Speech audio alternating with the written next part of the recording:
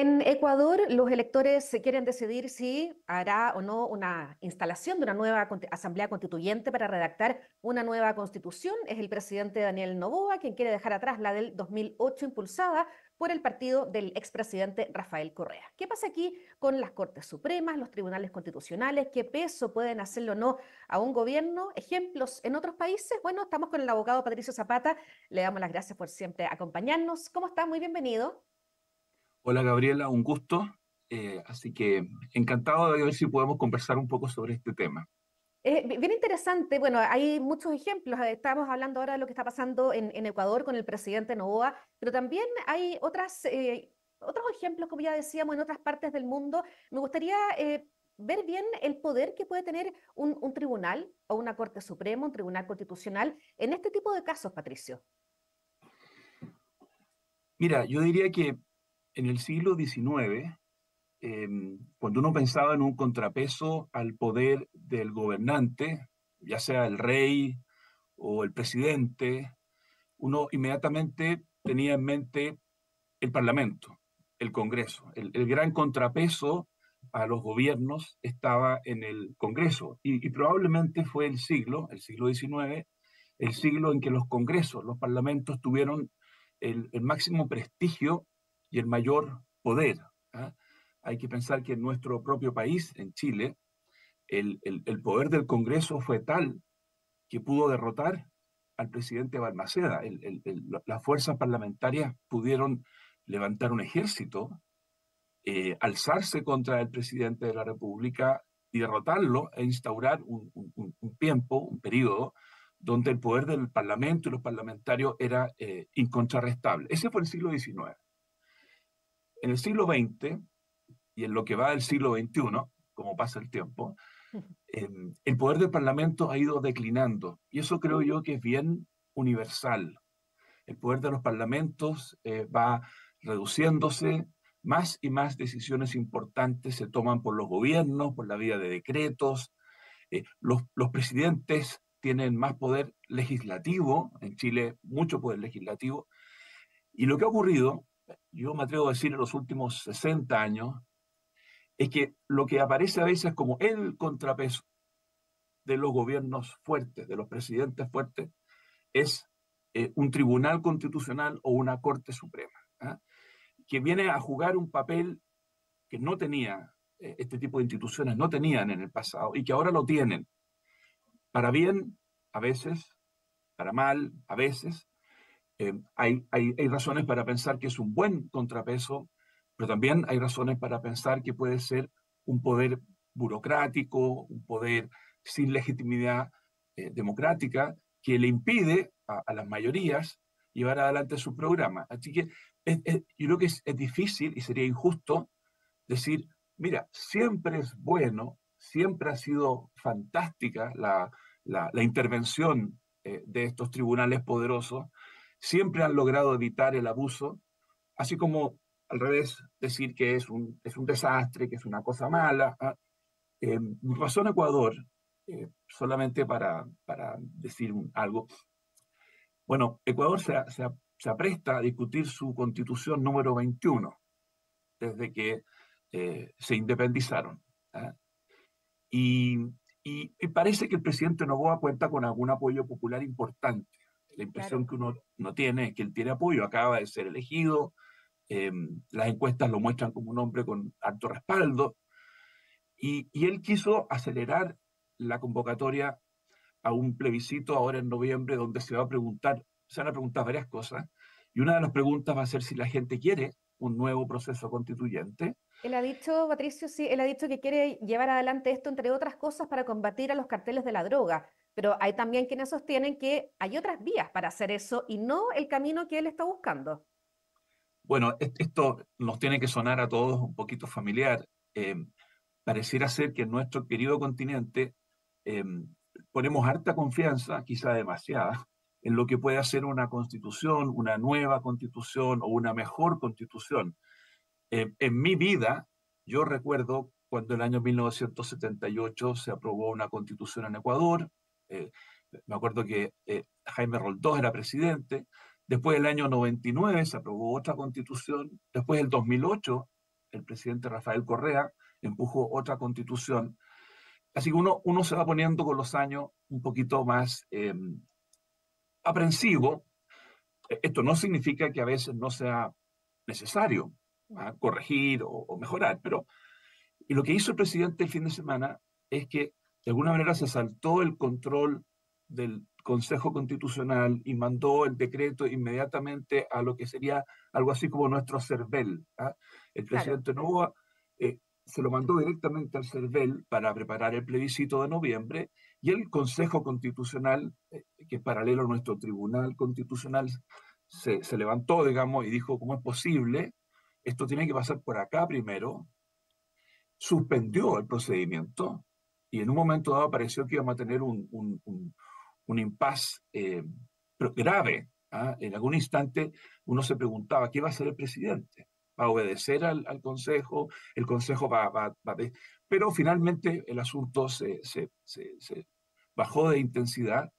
Eh, el presidente mandó el decreto al tribunal, al Consejo, el Consejo lo validó en un 90% y por lo tanto vamos a tener un plebiscito ahora en noviembre en Ecuador y puede que haya un proceso constituyente. Está lo que usted planteaba su primera respuesta en cuanto al poder de estos tribunales, cuando hay un presidente que es muy popular, por ejemplo, o cuando no es tan popular, y cuáles son los límites también, o el poder de veto de estos tribunales. Ahí yo creo que depende del caso. A ver, la pregunta tuya, que es la clave, uno la puede mirar solo desde lo jurídico y uno entonces va a mirar la Constitución y uno lee cuáles son las facultades que tienen los tribunales. En el caso chileno, por ejemplo, es una larga lista de facultades que tiene el Tribunal Constitucional. Puede declarar inaplicable una ley, inconstitucional una ley, inconstitucional un decreto, pero eso es lo que dice la ley. Y en los países donde se respeta la ley, donde se cumple la norma jurídica, bueno, ese tribunal que tiene tantas facultades tiene mucho poder. El problema se produce cuando un tribunal intenta ejercer las facultades que le han sido entregadas en la norma y otro poder lo desafía. Y ahí la pregunta es, ¿cuánto poder Mm. duro, cuánto poder físico, militar, económico tiene un tribunal frente, por ejemplo, a un presidente que tiene mucha popularidad?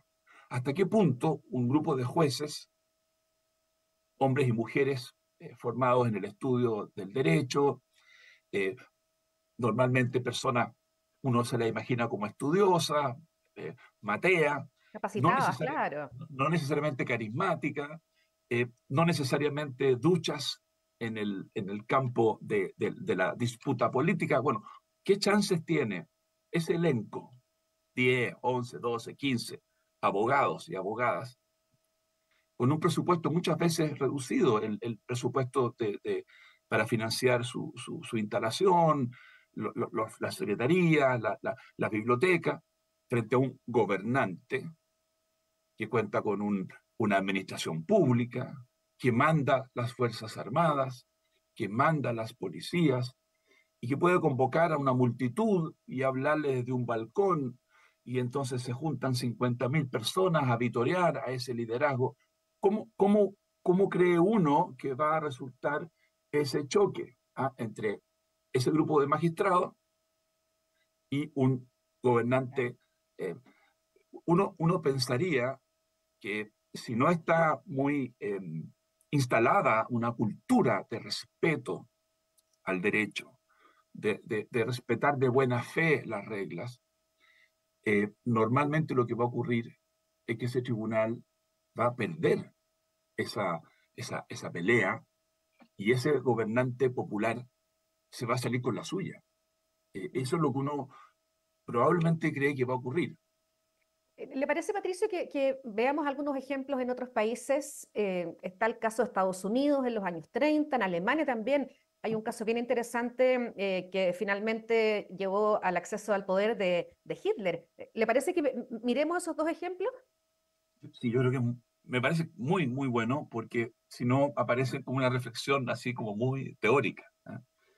El caso de Alemania es muy interesante, especialmente mirado desde una época como la nuestra, donde estamos genuinamente preocupados por lo que pasa con la democracia, en todas partes. ¿Ah? Personas con pensamientos distintos estamos, yo creo, muy preocupados por lo que pasa con la democracia. La capacidad de la democracia de resolver los problemas, la capacidad de la democracia de ofrecer seguridad, crecimiento económico, y aparecen liderazgos carismáticos, muy vigorosos, que ponen un poquito en duda la capacidad de la democracia de perseverar y permanecer. Bueno, en Alemania, una república democrática eh, creada el año 1919, se vio enfrentada a una crisis muy profunda en lo económico, una crisis económica muy dura, desempleo, inflación, grupos políticos de la ultraderecha y la ultraizquierda que desafiaban esa república democrática y empezó a crecer un movimiento, el movimiento que lideraba Adolfo Hitler, agarrando más y más fuerza en los años 20 del siglo pasado. Y en un momento dado, mucha gente dijo, bueno, no nos preocupemos tanto porque tenemos un producto nuevo. ¿Ah? Esta democracia tiene un producto que se llama Tribunal Constitucional, que es la obra de un gran jurista austríaco, Hans Kelsen. ¿Ah? Este tribunal va a ser el guardián Pondría de la freno, tal Constitución. vez, al avance de estos poderes extremos, se supone. Exactamente. Entonces, había una confianza puesta en lo que en ese momento era la novedad.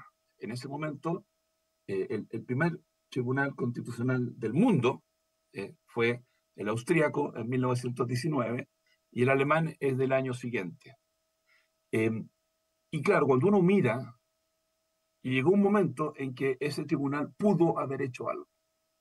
En un momento dado, el gobierno central de Alemania, en acuerdo con los nacionalsocialistas, intervinieron el gobierno de la región de Prusia. ¿Ah? Y depusieron al gobierno de ese ente regional, nombraron un comisario, ni más ni menos que Hermann Göring. A los que nos están escuchando, quizá les suene el nombre, era uno de los amigotes de Adolfo Hitler, Hermann Göring, y se nombra a este caballero como comisario. Y el gobierno de Prusia fue al Tribunal Constitucional, en la confianza de que ese tribunal iba a declarar que esa decisión era inválida y que iba a permitir que siguiera operando un gobierno que era un gobierno contrario al nacionalsocialismo en Prusia, en la provincia de Prusia.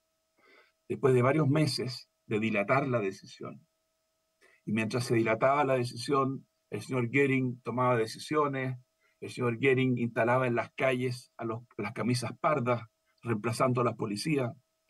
Mientras se dilataba la decisión, los grupos nacionalsocialistas hostigaban y perseguían a los opositores, de manera que ya cuando salió el fallo, prácticamente toda la estructura Ya era democrática en tarde, Prusia claro. estaba demolida. Y lo peor de todo es que cuando sale el fallo, sale un fallo que no tiene ningún efecto real. Le dicen a la gente de Prusia, sí, sí, sí, ustedes tienen un gobierno que es de ustedes, pero estuvo bien el presidente al nombrar a este comisario. Nosotros como tribunal no podemos cuestionar esta facultad, era necesario para la crisis. Pocos meses después, Adolfo Hitler es elegido canciller, usa de nuevo la facultad, la misma facultad que le había permitido al gobierno intervenir en Prusia, la usa para otros efectos y ya se había perdido la oportunidad. Aquí es bueno detenerse para que no piense alguien que uno es ingenuo. Yo vuelvo a, eh, no creo que uno pueda detener a una turba de muchachotes nacionalsocialistas que andan con garrotes con una sentencia. Yo no soy tan ingenuo como para pensar que uno va a parar un tanque, ¿ah? Con un fallo, ¿ah? Y va a Claro. leer el fallo y esa gente que viene con armas va a decir, ah, perdón, ¿ah? Lo lamento, ¿ah? Por Dios, ¿cómo se le ocurre? No, no, no. Pero, pero el efecto que puede tener un fallo oportuno es que aquellas fuerzas que sí están dispuestas a respaldar el derecho. En el caso de Alemania, por ejemplo, todavía no había sido capturado por el nacionalsocialismo el ejército alemán, el ejército profesional. Ese ejército había quedado reducido después de la Primera Guerra Mundial, pero ese ejército todavía tenía una capacidad. Si el Tribunal Constitucional hubiera dictado un fallo diciendo que lo que estaba ocurriendo era contrario a la Constitución, uno esperaría que ese ejército hubiera dicho, perfecto, nosotros nos ponemos a disposición, nosotros hacemos que esto se cumpla. Entonces, la clave es, primero, que haya una intervención de un tribunal oportuna,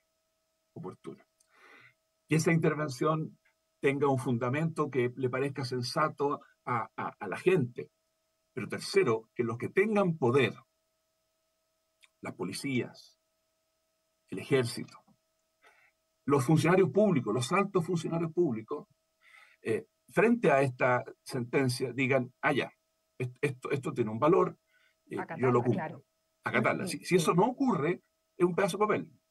Claro, Patricio, estábamos viendo el ejemplo de Alemania. Hay otros casos que también uno puede revisar cuando dice que se cumpla en un plazo acotado, considerable, y no extenderlo demasiado. Y por eso podríamos ir al caso de Estados Unidos de los años 30. Mira, ahí pasó algo que muestra también hasta qué punto los tribunales pueden ser un freno, pero, pero si la pelea se prolonga, ¿ah? El que tiene las de ganar es el poder político. Claro. Esto hay que explicarlo bien. Los jueces son personas que tienen su ciclo de vida, son personas que llegan a estos lugares cuando ya tienen probablemente 60 años, 65 años. Entonces, primer dato, los magistrados se mueren, se enferman, envejecen. ¿Ah? Luego hay una renovación.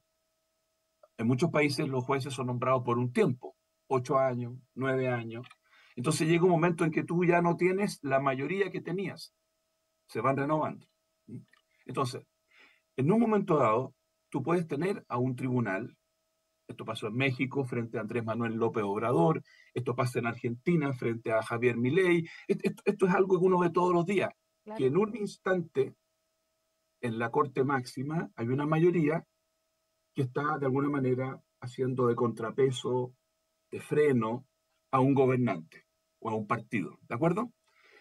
Pero la pregunta es, ¿cuánto va a durar operativa esa mayoría? Porque en algún momento, en un año más, 2 años más, va a vencer el periodo de uno de los 5 o de los 9 y va a haber que reemplazarlo.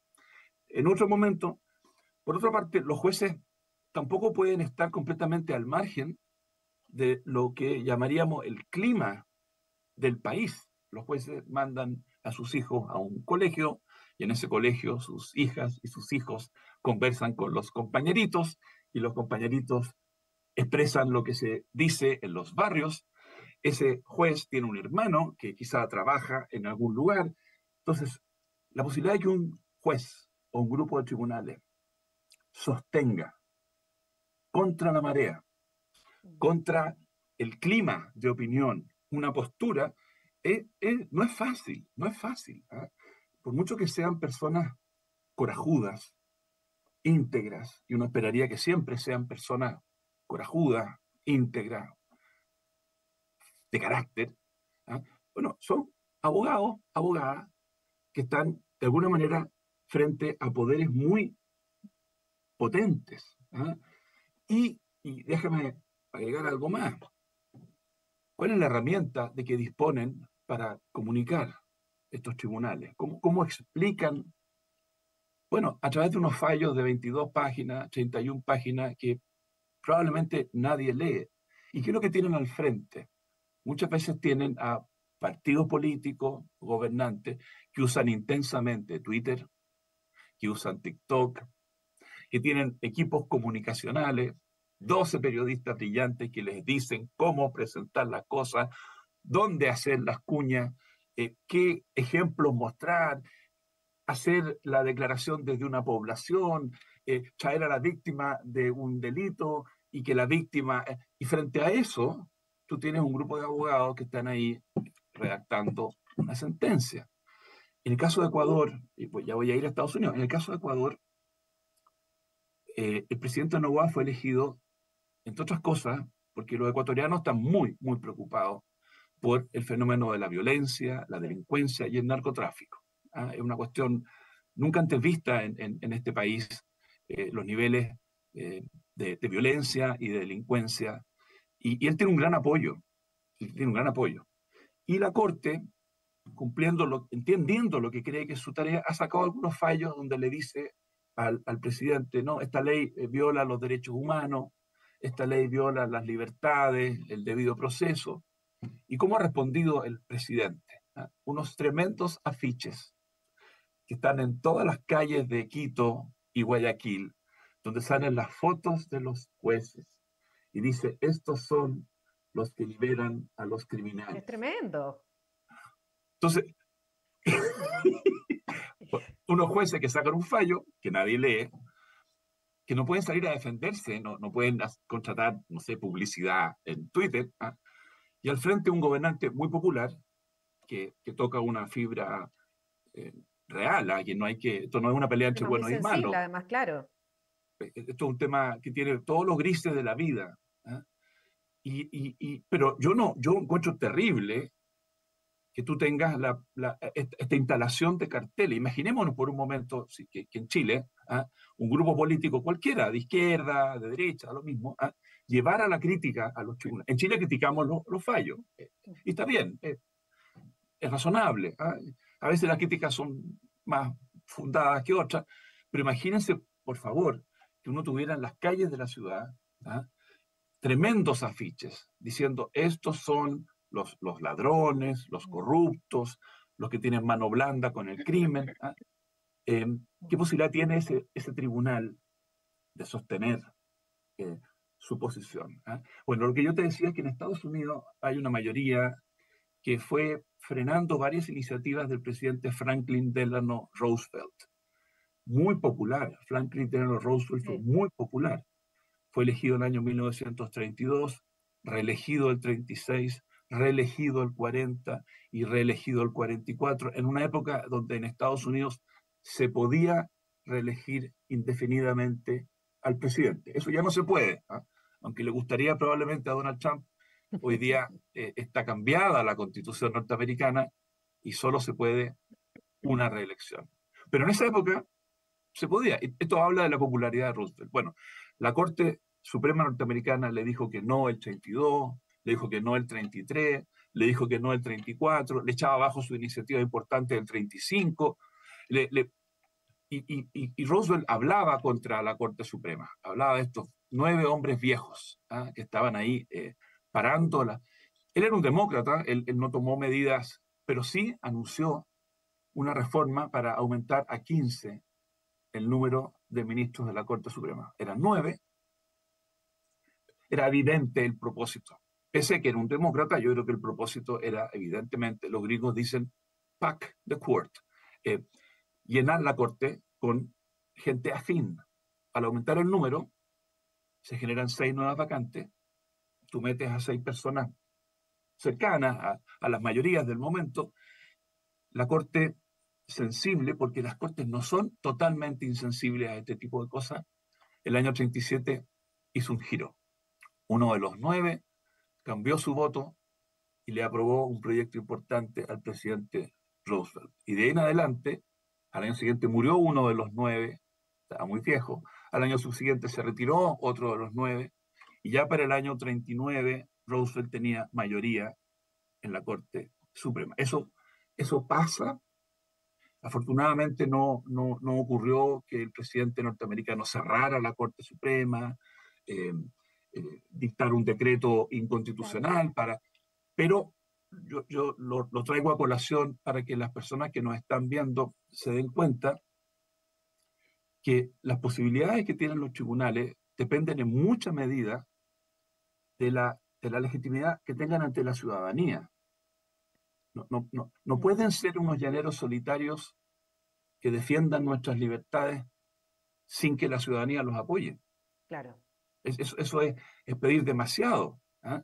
Mm. Que estén ahí, digámoslo así, inmolándose por nuestros derechos, pero haciéndolo además contra el sentimiento de los ciudadanos, ¿ah? Eso es pedir demasiado y probablemente eso no va a durar mucho. Nos quedan unos minutitos, Patricio. No sé si alcanzamos a revisar algún otro caso. Usted ya fuera de micrófono me había comentado Polonia, Guatemala, Egipto. No sé si quiere revisar alguno de esos tres. Mira, el caso de Guatemala es muy interesante. Yo creo que tiene un final feliz, A así ver, como hemos visto algunos finales tristes. Es bueno para, para terminar una que no reflexión sea como todo esta. tan, tan claro, tan negativo, tan triste. A mí por lo menos me encantan los finales felices. De hecho, antes de ver una película yo averiguo un poco porque no tengo mucho espíritu para sufrir, ¿ah? Más de la cuenta. Entonces, en Guatemala, el presidente de la República, allá por 1993-94, dio un autogolpe. Cerró el Congreso, cerró el Tribunal Constitucional y se atribuyó poderes extraordinarios frente a una crisis.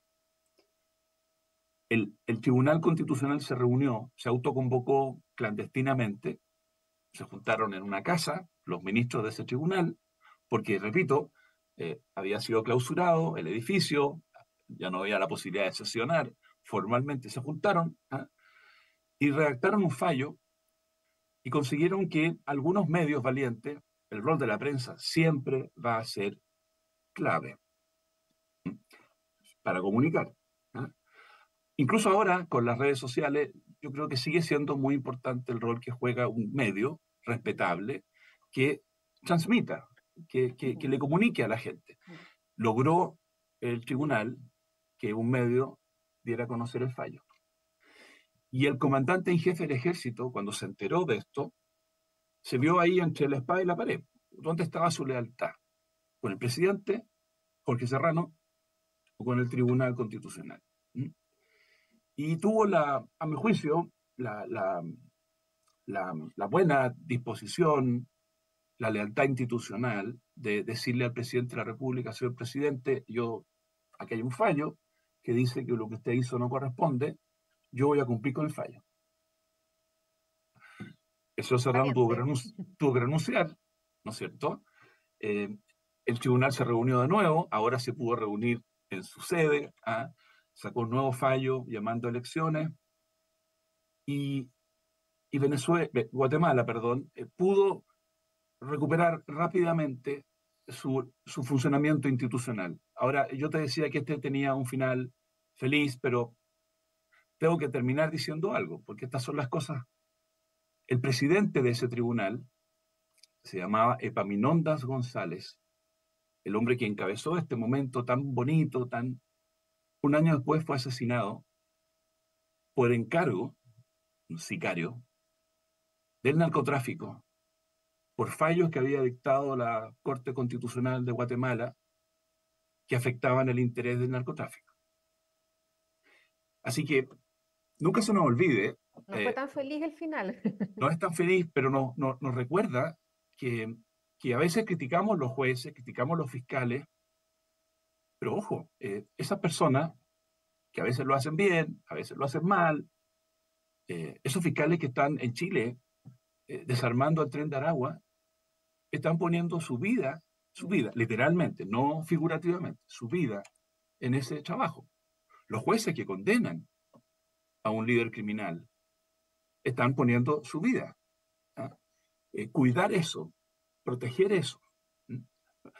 Hay que criticar cuando hay que criticar, obvio. Hay que criticar cuando hay que criticar. No son dioses. ¿Ah? Estamos en un país libre, tenemos derecho a... Pero eh, esa institución es importante, cumple un papel, frena el abuso, frena la corrupción y necesita, para operar realmente, de un cierto colchón Claro. de validez ciudadana, un cierto colchón que todos tendríamos que contribuir a mantener ahí. Súper interesante todos los ejemplos que nos pudo contar hoy día Patricio. Bueno, como siempre queremos dar las gracias por este espacio aquí en Derecho Global y nos encontramos muy pronto. Un gusto, Gabriela, que estés súper bien, igualmente a todas las personas que nos ven. Igualmente. Y ustedes invitados a quedarse aquí en emol.com.